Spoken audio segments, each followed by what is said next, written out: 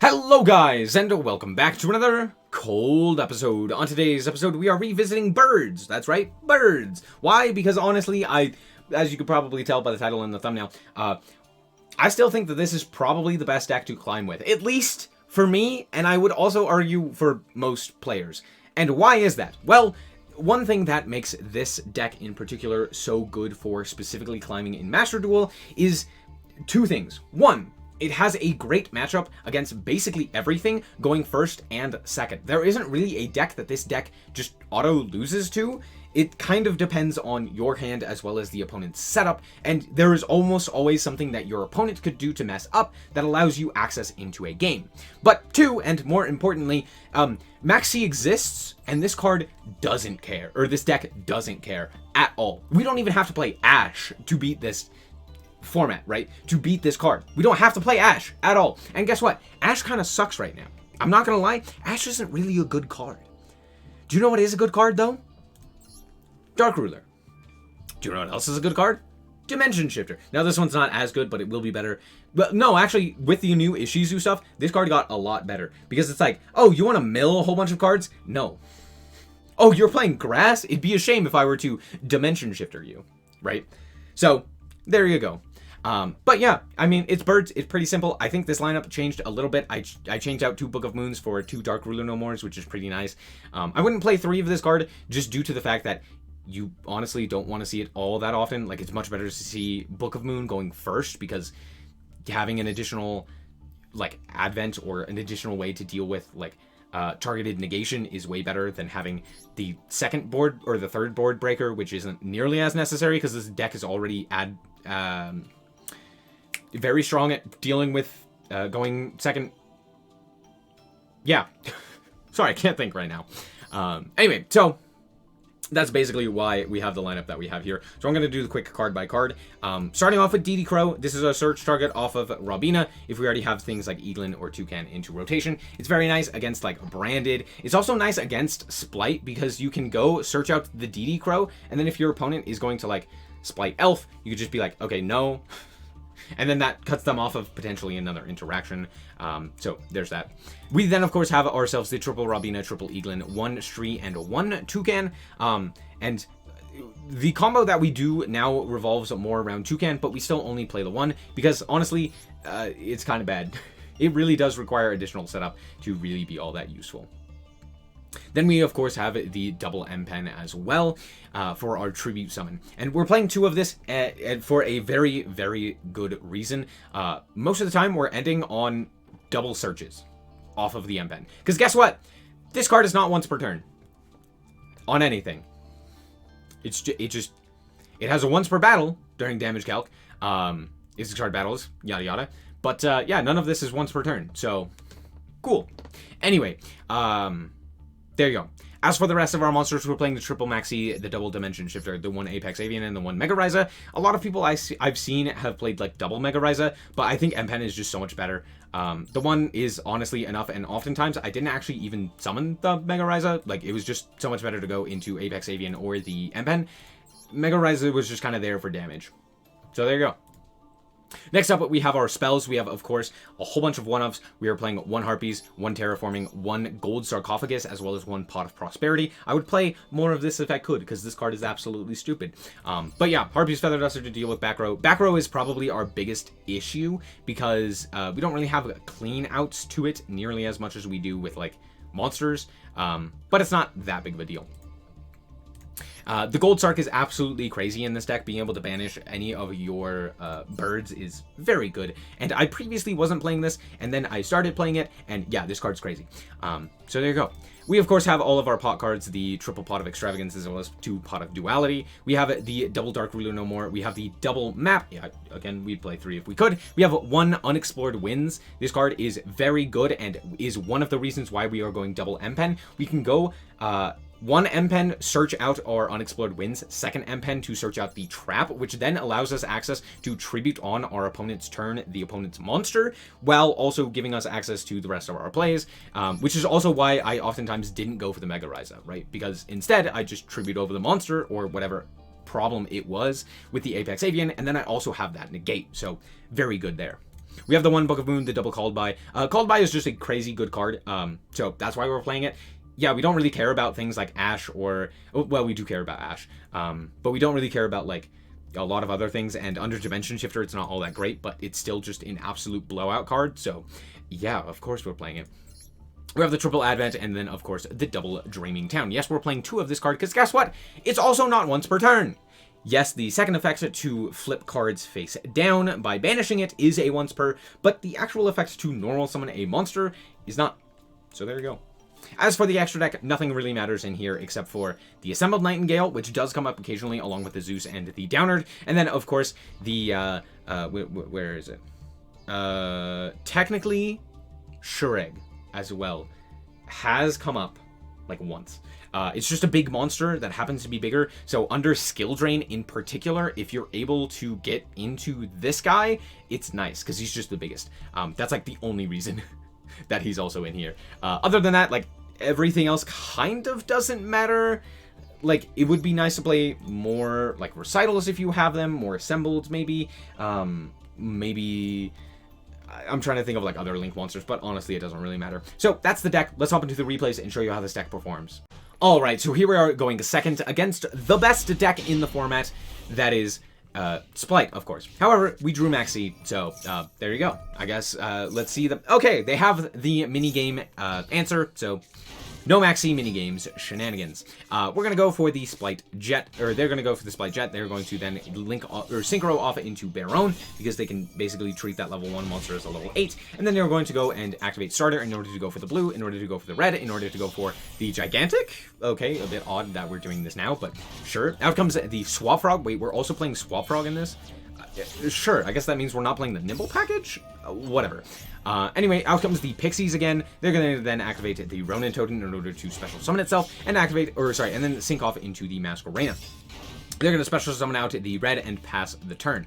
Now, this is a bit of a board, I'm not going to lie, but we do have both the Unexplored Winds as well as full combo with the Robina, so there's a chance here. We're going to obviously start in the draw phase so that we don't interact with our Pot of Extravagance, the Book of Moon. So, out comes Baron. They're, of course, going... Wait, why are they negating this?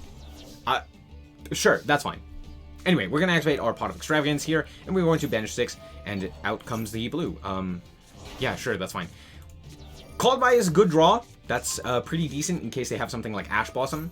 But we're going to start off with the Unexplored Winds here, and out comes Ghost Ogre on the Eaglin. Oh, we also drew Eaglin, which is definitely just huge here, because that means we can go Unexplored Winds into the Eaglin, into the interaction. Also, they decided to go and negate with, or sorry, pop with the Ghost Ogre, which is just bad.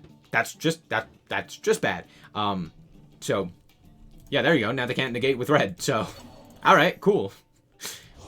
That was the biggest mistake. We're gonna grab up the M-Pen, and now we can tribute over the red. But I actually decided to tribute over the Masquerena here, because now we can just chain block, so it doesn't really matter that they have the red. They are going to negate with red, though, because reasons, I guess. I guess they think that I don't have Robina, which is, hey, that's fair. But we're going to grab the map, banish the M-Pen, and at this point, they don't really have any interactions. We know the last card in hand is Jet, so we're going to go for the Toucan here in order to grab up the second M-Pen, and then we can use the M-Pen to tribute over our opponent's elf. We can also add back the Robina, grab up our trap, and clear the field. Well, I guess we don't get to deal with the Baron, but can't really do anything. It's in attack position, and it's not like switching it to defense is going to be all that advantageous. So, there you go. My opponent is going to normal summon Jet, which... What? Sure, that's fine. Anyway, they're gonna banish one of our M-Pens instead of banishing the map. We have a I don't know what this guy's doing, honestly. He made a very decent board. He just didn't play it out very well. But to be fair, I don't really blame him. I just kind of happened to draw the Eaglin and the Called By, which were the two best draws that we probably could have done, given what my opponent had. So, but yeah, that's one of the reasons why I think this deck is very good. Going second is just a cakewalk sometimes. Alright, so here we are going first, and honestly, this hand's... it could be very good, or it could be very bad, depending on what we draw. So we're going to start off with Pot of Extrav and hope that that goes through. It does. That was terrible draws, I'm not going to lie. Okay, we're going to reveal 3. I guess we grab the Trap. There's not really much that we can do here. We do have to banish the M-Pen. We're going to grab up the Robina. We do have Called By, so if they have Ash, we have potential. Out comes the Ghost Ogre. We're going to Called By that. We do kind of need it. And yeah, everyone tends to surrender once they know that you are not, when you have full combo, so I don't know why. It's not like we're locking them out of the game with Barrier Statue, but I don't know. There you go. Alright, I haven't done this in a while, so let's go and, again, we're going first. This hand's pretty good, as long as they don't have Ash. I think this is a really good hand. They don't have the Ash, or they don't Ash the Terraforming at the very least. So we're going to activate our effect in order to banish the Robina, and that all goes through. Fantastic, no Ghost Ogre, no nothing like that. Cool. Feeling pretty good at this moment. So we're going to grab up the Apex Avian. I already have the M-Pen in hand, so I don't really need to go for that. Now, realistically, I should have gone for the second M-Pen. That's a bit of a mistake. But I do go for the Apex Avian because I'm kind of, like, this hand doesn't do a whole lot to begin with. Which is kind of why I end up playing things out the way that I do. So we're going to tribute both of those for the M-Pen here, and we're going to activate the Eaglin in the chain, just to play around the potential of an Ash Blossom. We're going to grab up the the Advent of Adventure, and we're going to actually normal summon the Eaglin. We haven't already used our regular normal, as you can see. Yep. As you can see right there, it says we haven't used our normal, this thing right over here. So because of that, we're going to actually add the second M-Pen off of the Advent of Adventure. This gets us access to double M-Pen, or more specifically, an M-Pen in hand. I'll just show you. An M-Pen in hand while having the map, the Unexplored Winds, and the Trap. So that's basically what we end up going for. So we add back the M-Pen off of the Toucan, and then add back the Toucan, use the M-Pen to grab up the Unexplored Winds, activate the Unexplored Winds, set a card, activate the effect of the Unexplored Winds to put back the Apex Avian and draw into a Max C because it's funny, and pass the turn. Now, in order to play around triple tax, I'm actually going to fire this in the standby phase, and since we have the second, I don't feel bad doing this, so there you go. Outcomes: Raigeki, sure. And then, of course, the Fusion Destiny. Now, we do have the Maxi up, but I am actually going to activate the Dreaming Town here so that we can go Toucan, grab up our monster, or grab up one of our banished monsters, and then potentially tribute over their DPE. That's kind of the idea here, is tribute over the DPE and go from there. So, out comes their monster. They're going to summon out their DPE. They actually send the Malicious and the Denier. And, yeah, we're going to go for the Toucan here. We draw into Book of Moon. Targeting the Eaglin with the Toucan and then activating the Robina in chain, but we still need to not activate the Eaglin, otherwise the Toucan won't work. Then we're going to just normal summon the M-Pen because we already have it and tribute over their monster. This will allow us to add back the Toucan as well as adding the second Dreaming Town, then activate the Robina to search out the DD Crow, and activate the Eaglin in chain to add the Apex Avian, tribute those off in order to slap down the Apex Avian, and now we can actually activate the Eaglin and then in chain activate the DD Crow, banishing the Malicious so that they can't get an additional monster. So at this point, we should be pretty much done. Like, this game is basically over. They're going to activate their Liquid Soldier, bring back a monster. I'm going to let that go through because, honestly, at this point, they're probably only going to either Fusion Summon or they're going to go for a Link Summon, and the Link Summon is going to be prevented by the M-Pen, and the Fusion Summon we can just negate with the Apex Avian. So at this point, I'm feeling pretty confident. I don't really care what they do here, and yeah, they're going to set a card and pass. Fantastic. You'll love to see it. We're going to draw into another Eaglin. Kind of funny. It doesn't really matter. We're going to reveal the Eaglin, activate its effect in order to banish the Stree, activate the Stree in chain so that we can potentially banish, I don't know, this Destroyer, Phoenix, Enforcer. Doesn't really matter. We're going to go for the Mega Raiza here and tribute over... Drowning Mirror Force! Well, at this point, the game is over. We're going to stack ourselves the Denier as well as the Drowning Mirror Force, and then we're going to flip the other one face down because it's funny, but it also gets it into the banish zone, and yeah... It's been a while since we've clowned on heroes, and there you go, clown on heroes. Now, if you know me, you know I like to save the best replays for last, and this is no exception. My opponent is on 60 cards, so you can see where this is going. So we're going to start off with the Pot of Extrav and draw into an Extrav because it's funny, and then activate Pot of Duality, revealing M-Pen, Eaglin, and a Dark Ruler no more. So we're going to add the Eaglin to our hand, and then we're going to normal summon the Eaglin, and we have to actually banish it in order to grab up a Robina here, because if we don't really have a follow-up play. So we're going to grab up the M-Pen here, and then activate the Robina, in chain activate the Eaglin, and then we are going to grab up Stree. We need something, so we're going to grab the Stree, and we're going to banish our our Flunder card, then go for the M-Pen, add back the Robina, add the Dreaming Town. I think there was maybe a different line that I could have gone for. Like, had I just banished the Apex Avian, we could have gone and searched out the map, and then we could have gone Eaglin map and stuff like that. I wanted to keep the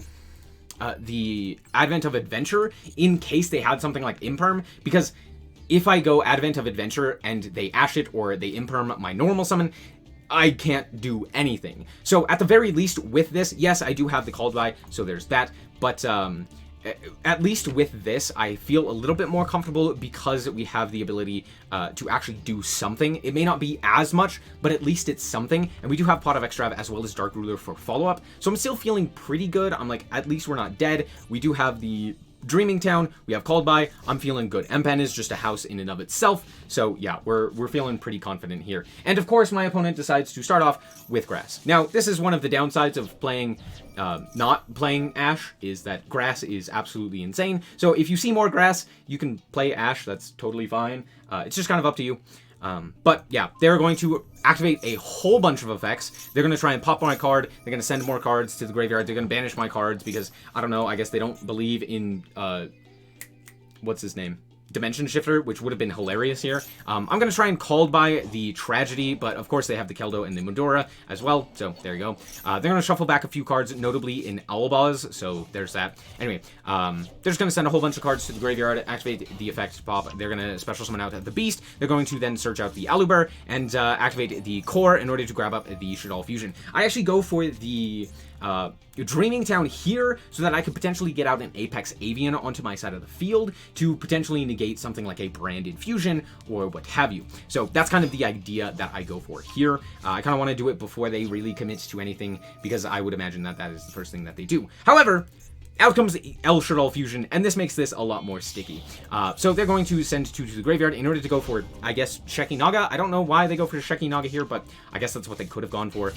Maybe they wanted Mudora in grave. They're going to activate the Hound in order to prevent my M-Pen from activating its effect this turn, but it still has the lingering effect. So anything that they put in attack position is going to be negated anyway, so it's kind of a lose-lose situation for them. Anyway, we're going to grab the Eaglin, and I'm actually going to go for the second M-Pen here, which is kind of a bit interesting. Oh, also, they switched this guy to defense position. No, it wasn't Hound that did that. There was a different Shaddoll card that did that.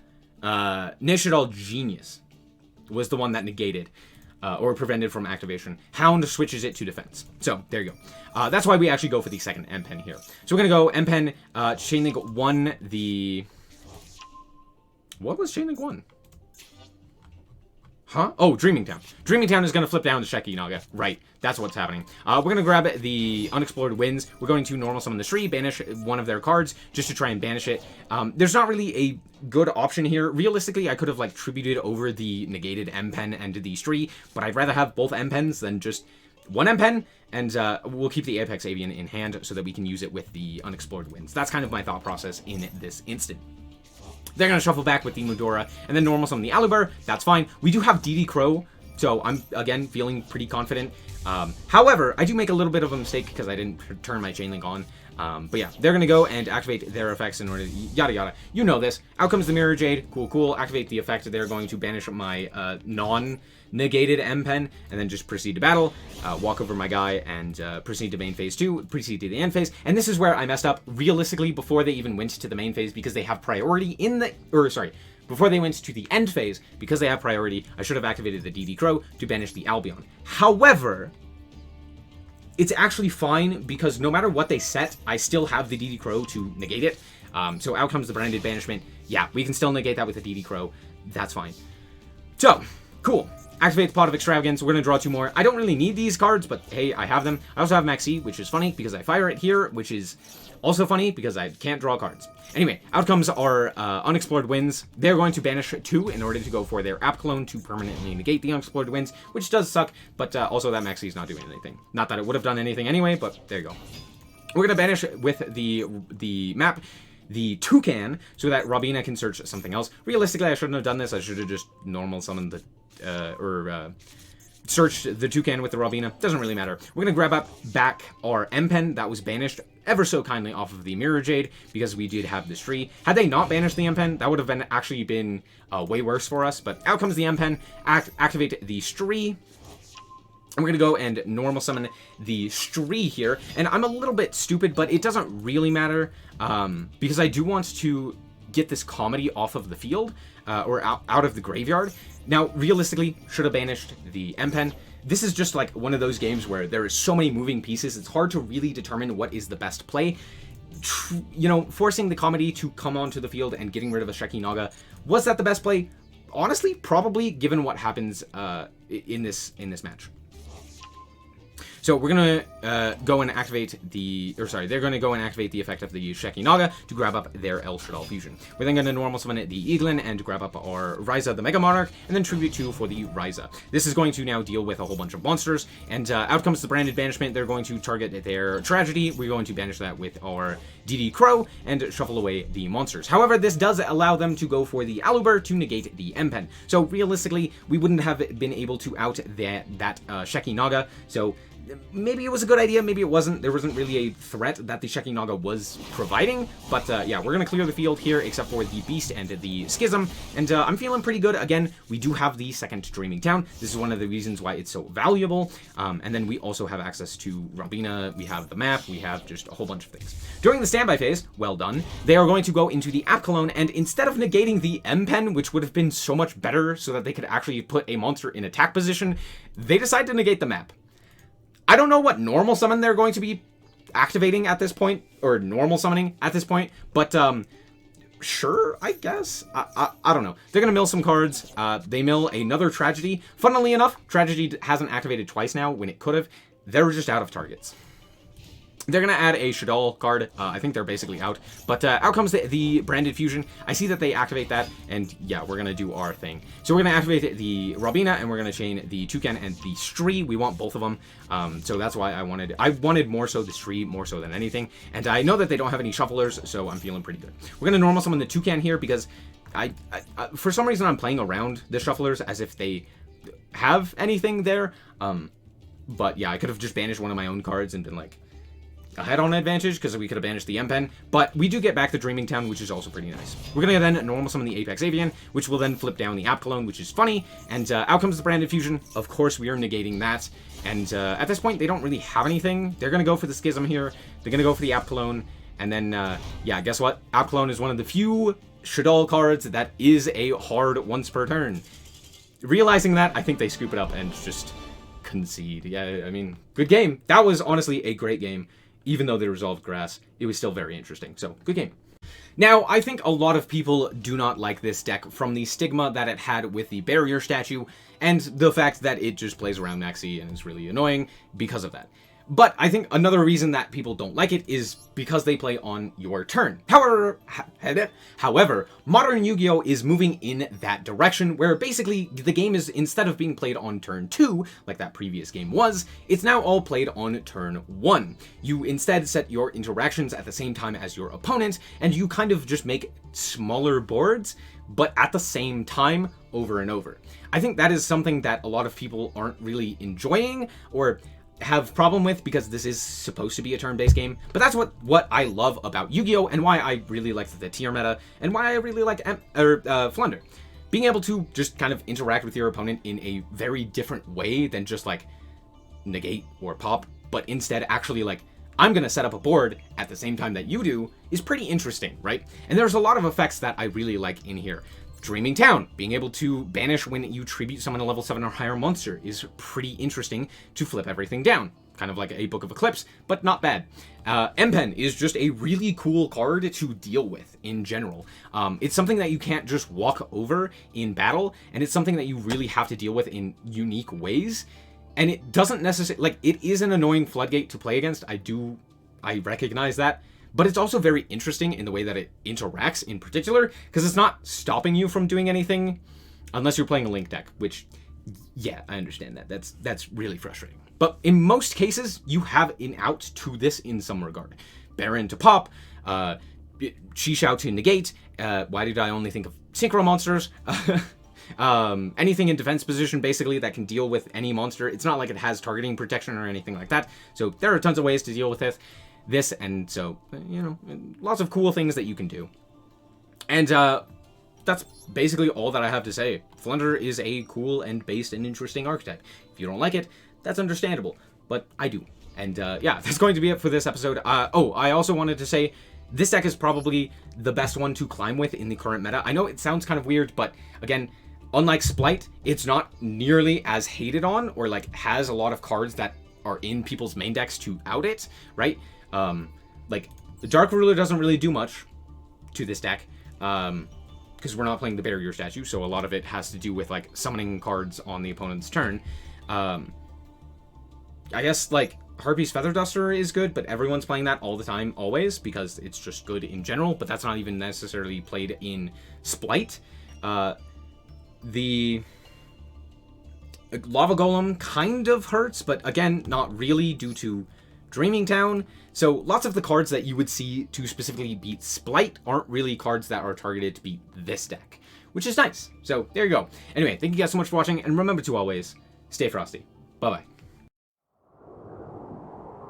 Shout out to the Frost Guard, my members. Thank you guys so much for the support, and I hope you enjoy the content.